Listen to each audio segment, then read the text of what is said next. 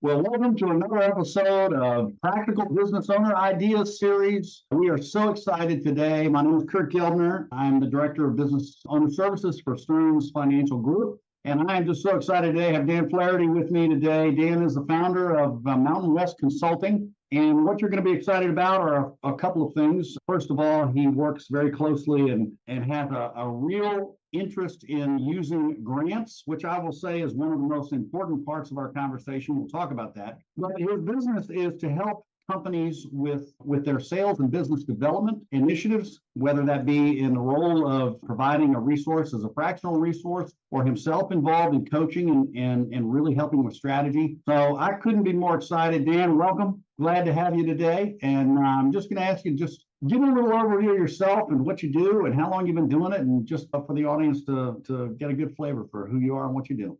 Yeah, appreciate it, Kurt. Thanks so much for having me. Great series, by the way. So nice job on that. Yeah, Dan Flaherty. As Kurt mentioned, I've formed a fractional sales leadership consulting business going on our 8th year in business. 3 weeks ago, just served our 100th client. So a nice celebratory time for us. And spent my whole career in corporate America, around 25 years, big companies like GE and Intel and Johnson Controls. And I kind of stumbled upon this, to be honest with you. I didn't know it was a gig. I wasn't aware of fractional CFOs or HR leaders. You got to understand, coming from a world of corporate America, those are all full-time jobs, right?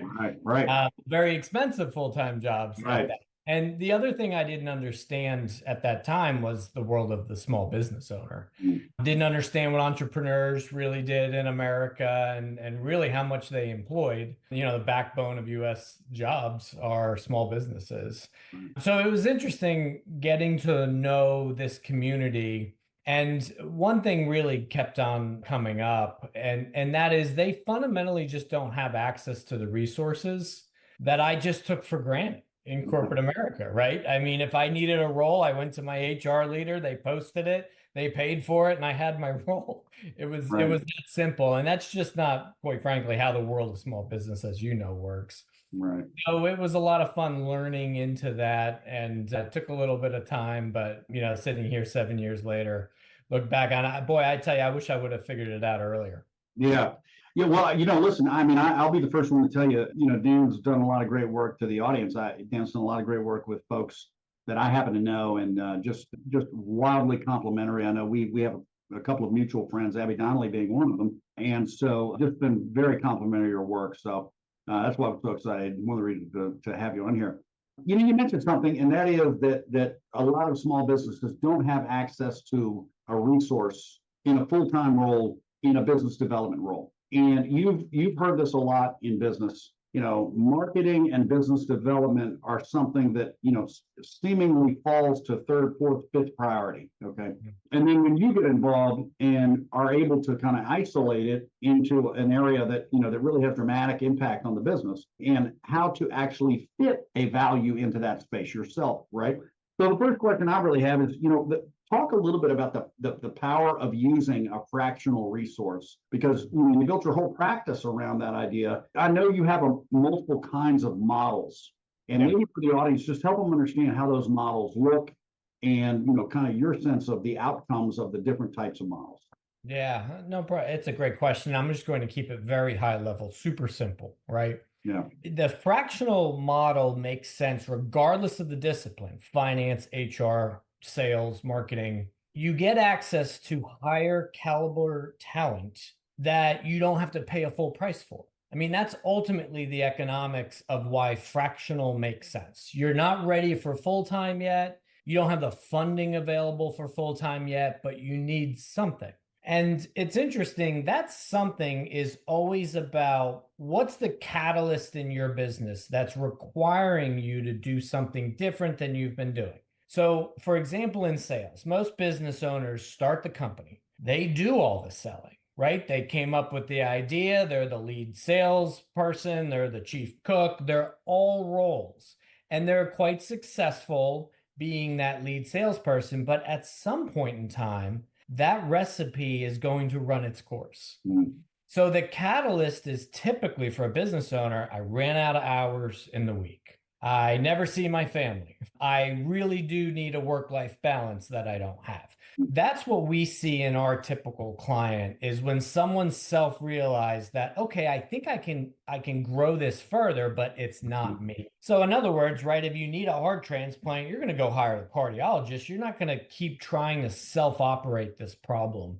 And it doesn't matter what the issue is in your business. When you self-realize that there are others out there that can help you as part of your team, then that's the ideal client for us. Yeah. So yes, regarding our model, we just do two things. So if you're that business owner that's been selling the entire time and you're ready now to be full-time CEO, maybe work on more CEO things, then it makes sense to hire a business development salesperson. That person's going to just do two things: manage your existing customers and hopefully find great new customers for you. Mm. But do me a favor if you're a CEO. Don't just go on Indeed, find a salesperson, give them the business card and say, I'm done. Sales departments work because they have things in place that allow a sales department to function.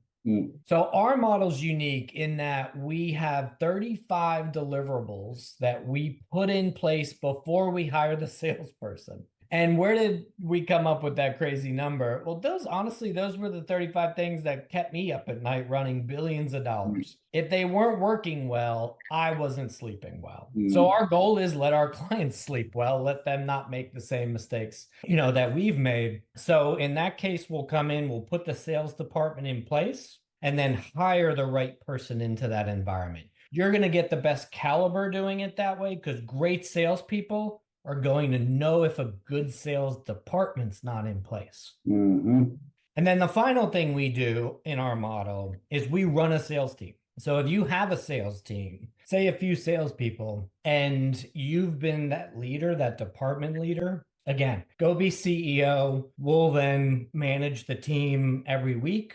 We'll go on customer calls. We'll do deals with your team. We know how to manage salespeople and motivate that department so that ultimately you have revenue growth. Yeah, that's a great overview. You and I talked about this before. There's a whole conversation about timing. Like, when is the person that's coming in the right person? You can see it when you think about it as being, the business development, I'll use that term, is underwhelming or overwhelming. And it seems that, you're either making a decision in one of the two situations. But, one of the kind of a day in the life, and then I think another question that would be really interesting is, have you seen owners that you've worked with time it well so that it matched kind of the acceleration or change in the business? Or do you see most owners when they hire you saying, I've got a challenge that I have to solve? And because I know that people that are listening are going to say, well, I don't really have any problems with my sales right now. Everything is good. The business looks good. Things look fine. My three statements all look fine. We're all good. But something different about that idea. So just talk a little bit about that. Well, I would ask him a few detailed questions like, do you do sales one-on-ones? When was the last time you did a ride along with your salesperson? Show me your CRM pipeline, and is it believable? When you start peeling back that onion, I can assure you that the devil's in the details, right? The answers 90% of the time to those questions are nope, don't do it, haven't traveled with them in a year. It's pretty scary. Right. It may feel great, but again, your sales organization is the face of your company to the market, to your customer, right? It's your brand. It's you in your person. Transitions, through your company. So I would challenge you really to dig in there. And we've been brought into situations where the owner was just in shock. I had no idea that was going on. I would never allow that to happen, right? And it's because the sales manager or leader role is there for a purpose. It's there to be a coach, a mentor. It's there to rise the tide of the whole organization so that each person gets a little bit better.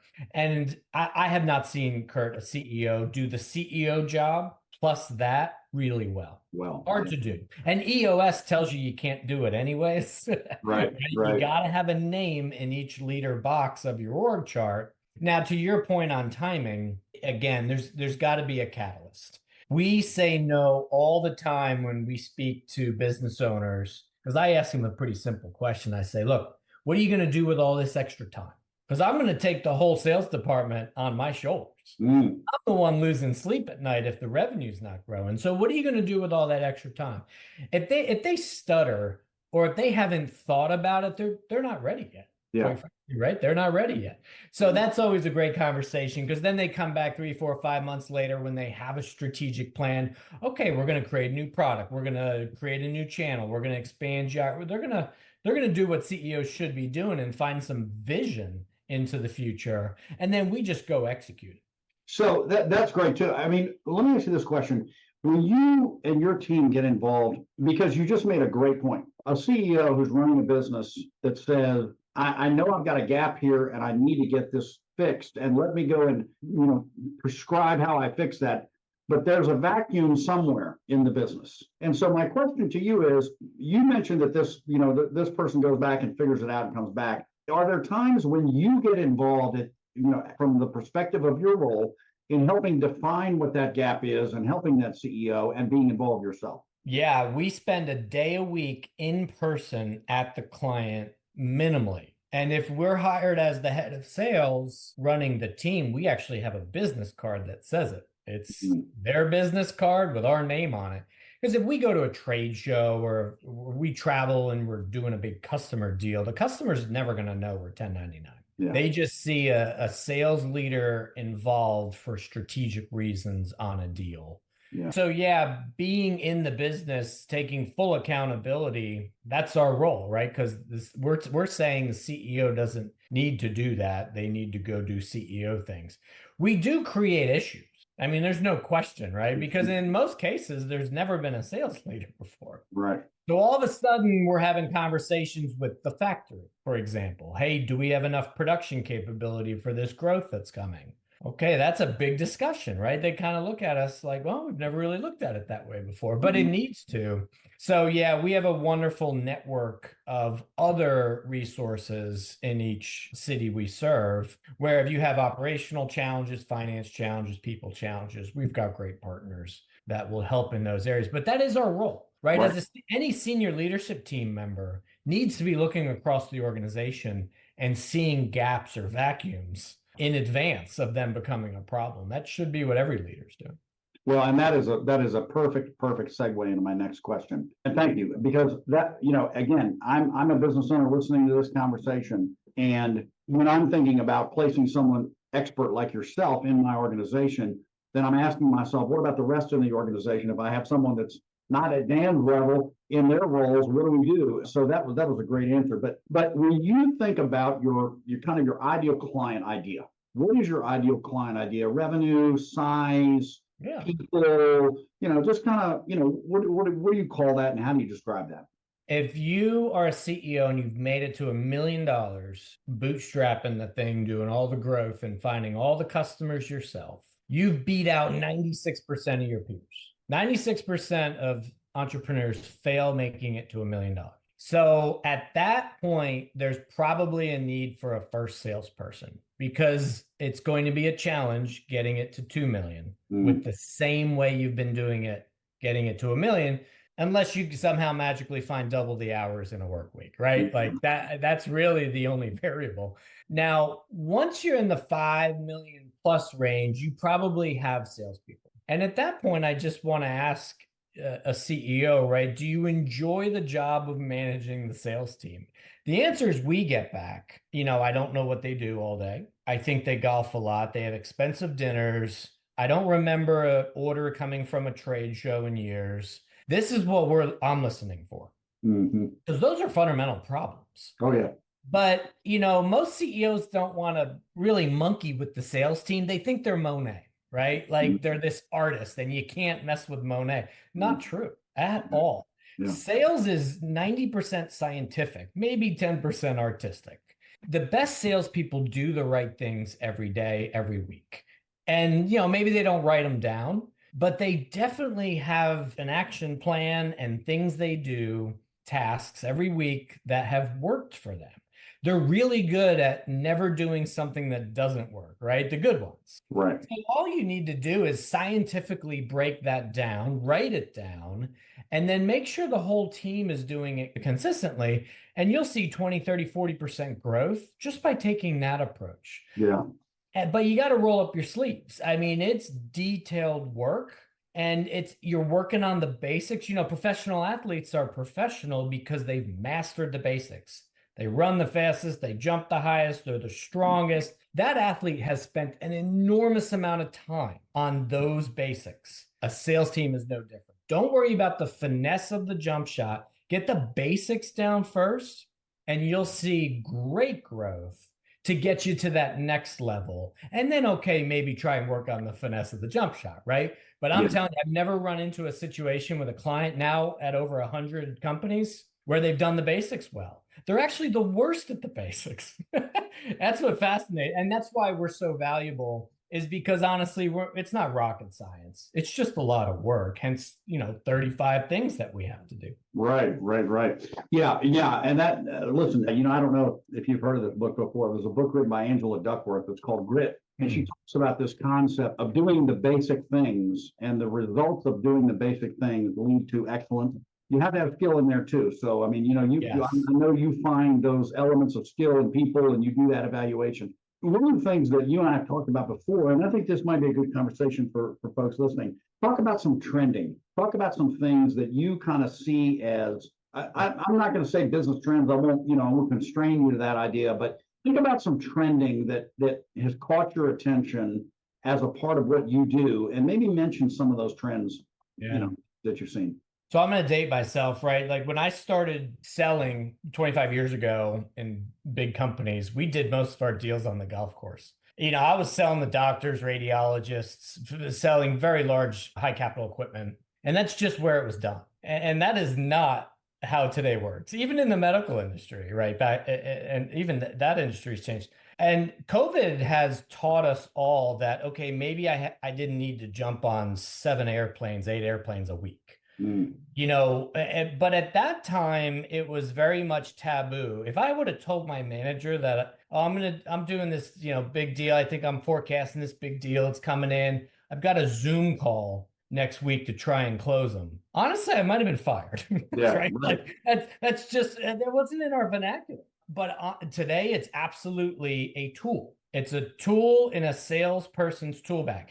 It does make us way more efficient. We have access to data that, it's just incredible. Mm-hmm. I know what my customers are doing, what they're reading, their digital profiles are public information. So there are tools out there before a sales call today. I can see where they went on vacation, what their hobbies are. No joke.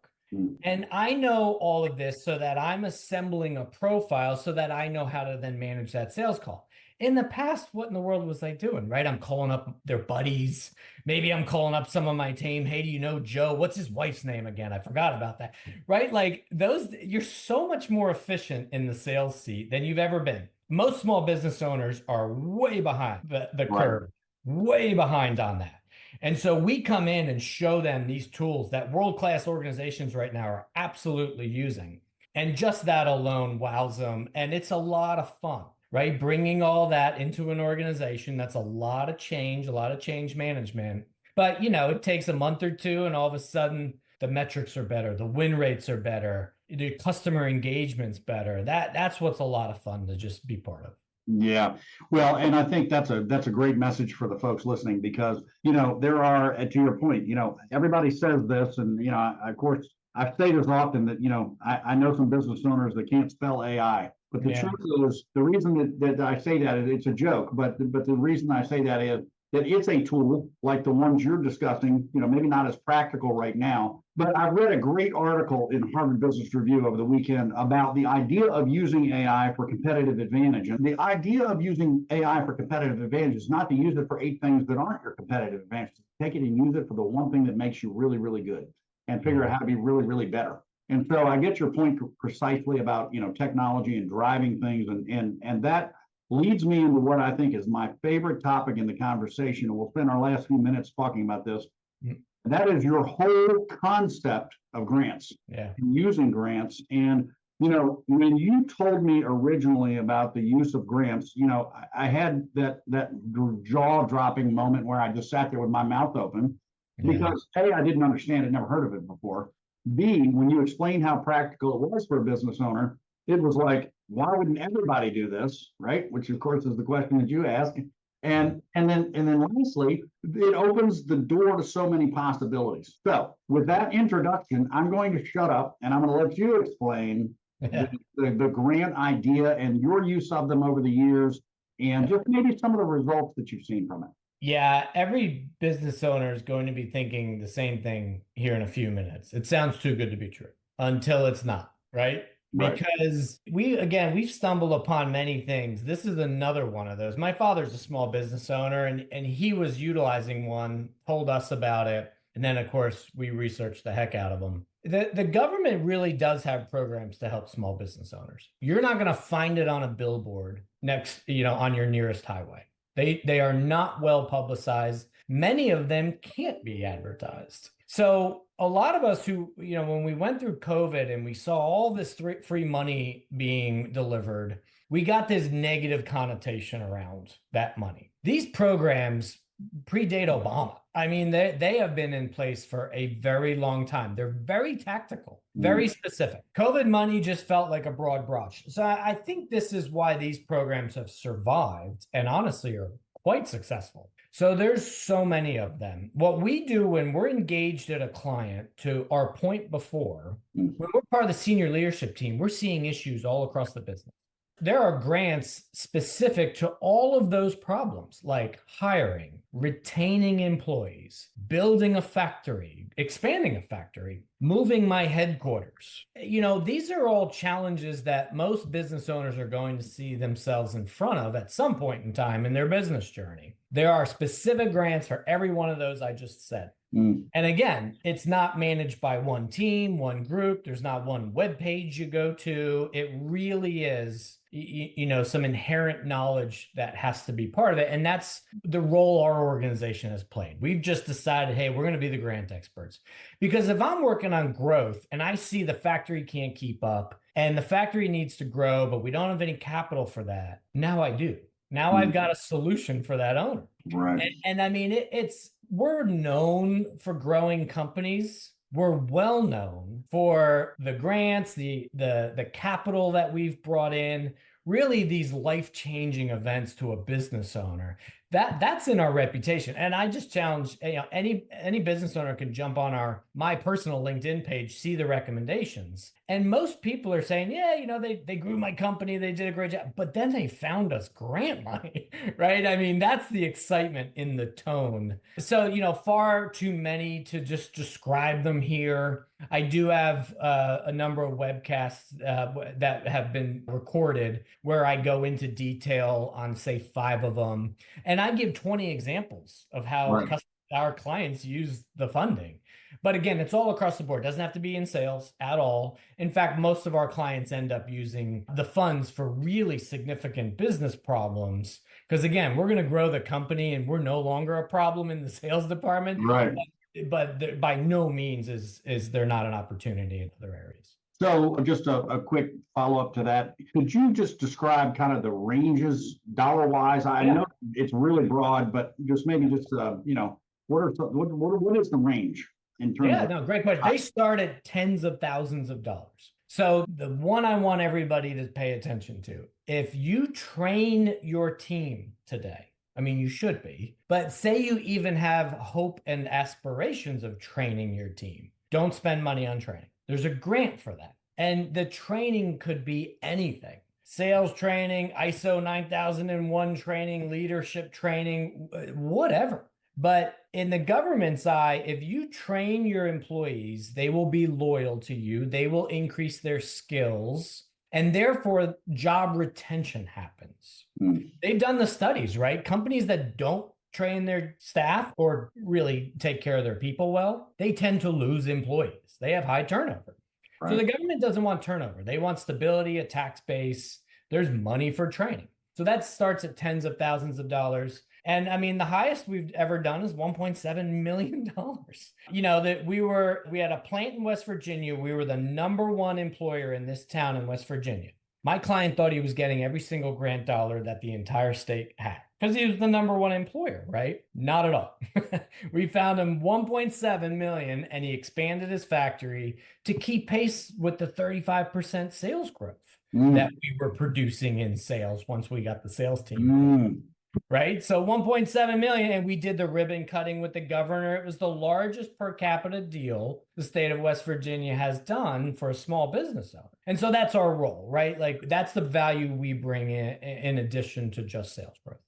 Wow. Love it. I love it. And listen, we're going to put links and all sorts of interesting, great things on the podcast. So making sure that anyone who wants to get in touch with you about that idea can do that. But my last question, if you had to condense your value as a business, Mountain West, to a business owner, what would you just call it right down in the simple multi-word, approach? What would you say? What's the value to a business owner if you work with you? We grow companies and we fix sales teams. And as long as we lead with that, and then they get pleasantly surprised when we find them some grant money, that's nirvana for us. Yeah. But please don't hire us if you don't have a sales problem. We're going to be useless. We'll be dead weight. We need someone who has self-realized, okay, I can change this thing, or hey, I probably want to sell this, right? If the owner is the salesperson, the CEO, the company's not worth anything. Yeah. Because the future buyer, I often say that a sales department's the engine of your car. If you're the CEO and you're the engine and you're driving the car, that car's not worth anything. It needs an engine. So just like if you're about to sell your house and the realtor says, hey, you got to fix your kitchen, right? If your sales department needs fixing, do it now, get value out of it so that you get the multiple on earnings of that value. And you're not giving away that future potential of value to someone who's then going to realize the earnings. Come in and retrofit it with a team. Yep. Yeah, do it yourself. It's so simple. Look, we are a cardiologist. In 3 months, we're going to put in a world-class sales organization, even if it's just one person. Yeah. Right? It's 35 critical things plus the body. In 3 months, that's done. So, I mean, who doesn't have a 3-month runway to fix this thing, get the kitchen ready? Yeah, right. And a lot of our business owners want the transaction right when we're done because they're done. They built it, they're ready to start something new in their life, and that's fine. We give them great value there. But I like seeing the business owners that stick with it after us for a few years because I mean, it's almost like they're printing money. Plus, now they're getting this free money from the government every year. By the way, grants are recurring. It's not a one and done. Every year you get the grants. So now all of a sudden your income statement has this value of cash infusion from grants. I mean, please take advantage of that. That is far more than the fee we charge. Right. Far more. Yeah. Well, wonderful. Well, listen, I mean, we could talk for another hour, but, I know that that's not practical on a podcast. So I want to just say, Dan, thanks very much. And I will tell you that I think anyone who listens to this with a mind around improving and growing their business is going to have some real ideas. So we will do what we can to help them get connected with you. Thank you very much for your time today. Really appreciate it. And I look forward to working with you on some opportunities, which I know we're talking about now. So, ladies and gentlemen, thank you very much. We really appreciate Dan here today. Thank you for being a part of our podcast today. We look forward to talking to you more. Links will be in the attachments to the podcast, and you all have a great day. Take care.